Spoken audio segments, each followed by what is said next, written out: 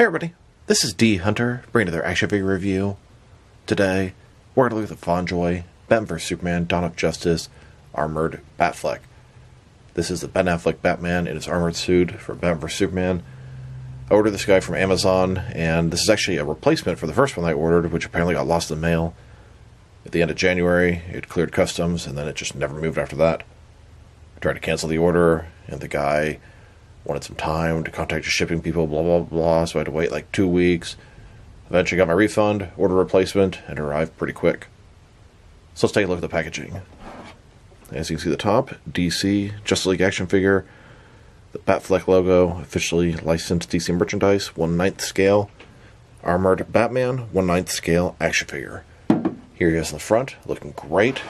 One side, Armored Batman. Other side, same thing. At the back, here's the figure, bunch of accessories, and there's his barcode if that helps. So with no further ado, let's open him up. Alright, now that we got this figure out of the package, here he is with all the accessories laid out. We have a display stand, 5 alternate hands totaling 7 interchangeable hands, 2 alternate mouthpieces, grenade launcher, grapnel launcher, kryptonite spear, smoke bomb, and 2 kryptonite grenades. Before I deload all that, let's talk about and check out the figure. So this is Batfleck, Ben Affleck's Batman from Batman vs Superman Dawn of Justice. This is him in his armored suit when he fought Superman. Figure looks fantastic and it feels good, so let's take a closer look. Start with his face here. It's a big, bulky armored suit, and it has some damage marks on it. I can see it on the cowl, above the eye, the top, where the ears are. The sculpt looks great. Can't really comment on the likeness of Ben Affleck because it's just his mouth. You can't even see his chin. It definitely looks like the Batfleck in the armored suit, though. As we go further down, we have these armor plates, more damage on his chest here, which I've always found interesting. There's a bunch of damage on the suit, but he had that before he fought Superman, and I believe this is the first time he used the suit, but I could be wrong. More armor pieces on the stomach. I always kind of got the impression maybe these were armor pieces put on top of the traditional bat suit. Not certain of that, but the area around the chin, all the different sort of looks like a bat suit underneath here, kind of makes it feel that way. Utility belt with a bunch of gold pouches, double jointed elbow, double jointed knees, cloth soft goods cape. Mine has a little hole at the top, and I hate to say it, I doubt that's intentional since it's the only one on the entire thing. I don't know, maybe it is. It does have a bendy wire in the sides here. Overall, it's a pretty good looking figure, and he's a pretty good hefty size, which is nice for the bulky armored Batfleck. And a closer look at his face and head sculpt.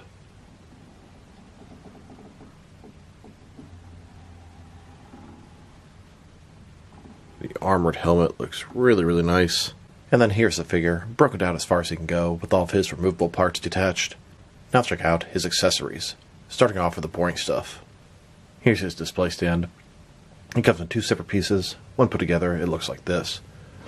At the bottom, we have the Batman vs Superman logo. It says Batman.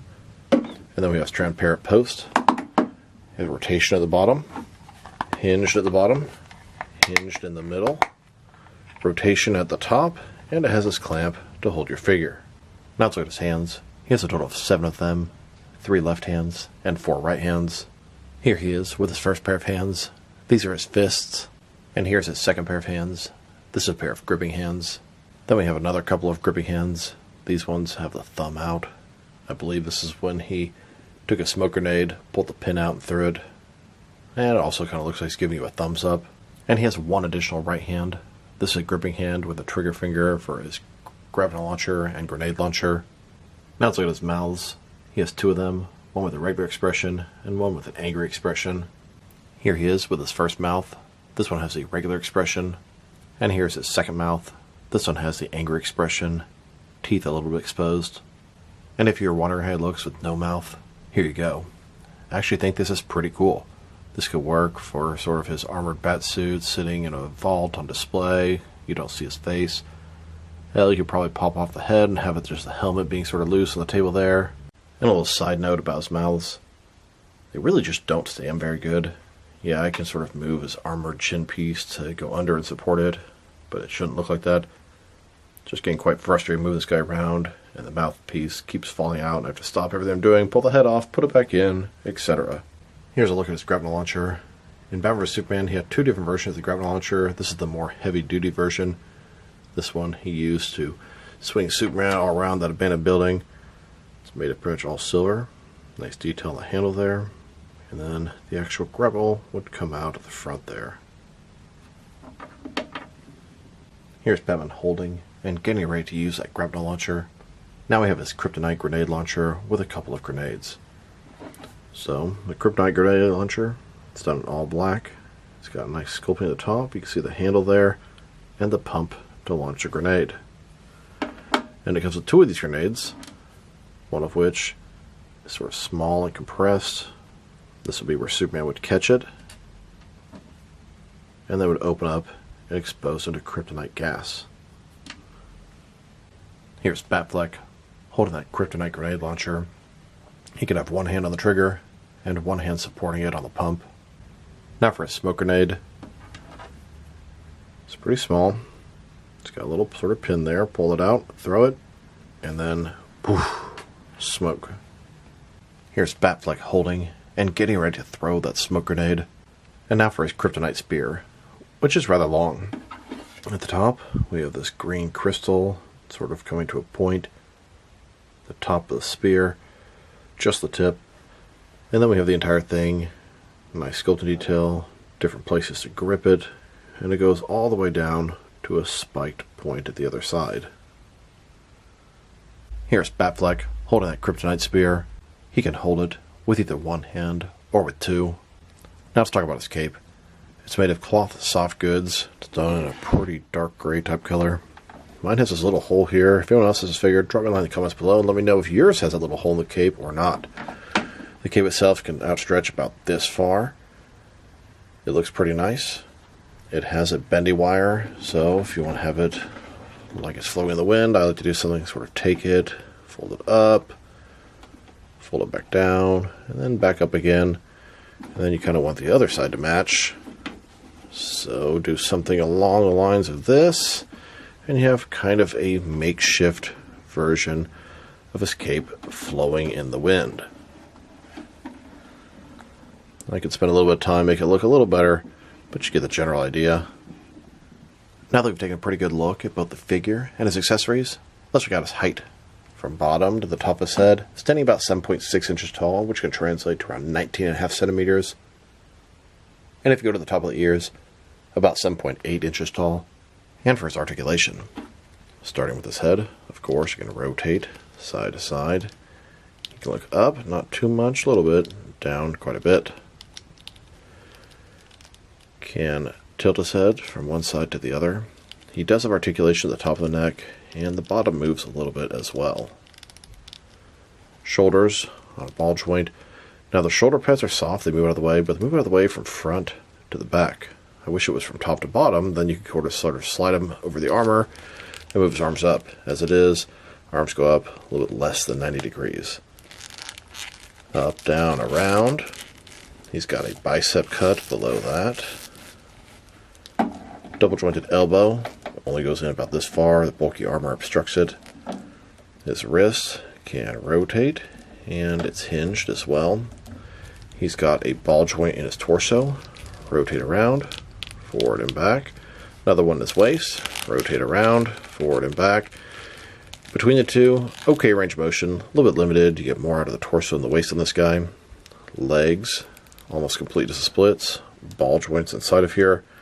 He does have drop down hips. You can see that big gap right now, but just push it back up and it looks a lot better. They go forward about that far, back not much. He does have a little bit of thigh rotation as well. Double jointed knees, but they really only go back like a seal joint because the armor is so bulky. You can move to the top, you could also move it to the bottom, but not so much both. And then the ankle, forward and back, rotate, tilt, rock, no toe articulation, and I love the cleated boots. Here's a look at Batman on a rooftop of Gotham. hitting the bat signal, taunting and calling for Superman. Here's Batman taking on Superman, getting the upper hand in this old abandoned building. And then here's Batman above Superman, about to stab him with that kryptonite spear until he hears that one word, Martha. Now let's check him out. Next to some other action figures, starting off with some other armored Batfleck figures. Here he is, next to the DC Direct Batman vs. Superman armored Batfleck. Then, next to McFarlane DC Multiverse armored Batfleck. These guys scale up pretty much exactly the same height. Their shoulders, their heads, everything. McFarlane actually made 3 different versions of this armored Batfleck. We have the platinum version with the green glow, the standard version, and the one for the 2-pack that has the broken mask. And I love the scale on these Fondjoy figures. They're sort of advertised at 8-inch scale, but they're not 8-inch scale, because if they were, I wouldn't buy them. They're ever so slightly higher than 7-inch scale, and it's about perfect. Goes along with McFarlane DC Multiverse nicely. And then looking at these McFarlane figures, I'm surprised they didn't make a deluxe version of this armored Batfleck with the damaged mask. Then, next to the Mezco armored Batfleck. Next, with the Mattel DC Multiverse armored Batfleck. And now, next to Mafex version of the armored Batfleck. Then, next to Mattel's 6-inch basic line version of the armored Batfleck. Mattel actually made 4 different versions of the 6-inch basic armored Batfleck. Here's a look at all of the armored Batfleck figures, from largest to smallest. Fondjoy, McFarlane, DC Direct, Mezco, Mattel, Mafex, and another Mattel. Now let's check them out, next to some other Fondjoy figures. Here's the Batman vs. Superman Dawn of Justice armored Batfleck, next to Batfleck in his standard bat costume. And then here he is, next to the Ben Affleck Batman from Justice League. Then, next to the Robert Pattinson Batman from The Batman. And now, next to Mera from Aquaman 2. And here's my entire collection of Fondjoy figures. I typically focus on the Bat-related characters, and the next couple coming out is going to be the Nightmare Batman and the Justice League Tactical Suit Batman. What other Fondjoy figures are out there in the modern sort of line and scale that you think I'd be interested in? I think there's an Aquaman and a Cyborg. I'm also curious about the older Fondjoy figures, but I hear most of them suck pretty bad. Now let's check them out. Next is some action figures from different various companies, so we can see how he fits in both scale and style-wise, in case you will know which lines you can mix him with. Since he's a Fondjoy figure, well, they're advertised as 8-inch scale, but they're more like a 7-inch scale. I'm going to start off my comparisons with some of the large action figure lines I collect, and work way smaller, and I'm going to include as many Batman figures as I can during these comparisons. Here he is, next to some Jack-specific wrestling figures, and some Diamond Select toys. And now, with some McFarlane and DC Direct Batman figures. Here's this Batman, next to a thing of garlic parmesan wing sauce. And here he is, with some NECA and Mezco Batman figures. Then, with both some Mattel and Jazzwares wrestling figures. Next, with some Mattel and Mafex Batman figures. And finally, with some Hasbro Marvel Legends and SH Figuarts Batman figures. So overall, this is a pretty nice armored Batfleck figure. My biggest complaint would be the mouth. The mouths fall off far too easy. Do you guys have the same problem with your armored Batfleck Fondjoy figure? Let me know. It can be, frankly, kind of annoying. And the head, when I pull it off, it's made of sort of a rubber material. It's kind of squishy, and I feel like it should have been a harder plastic. The cape is pretty nice. The bendy wire could be a little bit stronger. And then swapping out the wrists, be very careful. I feel like if I keep doing it, eventually those wrists are going to snap off. Except for his trigger finger hand, which is kind of loose on there.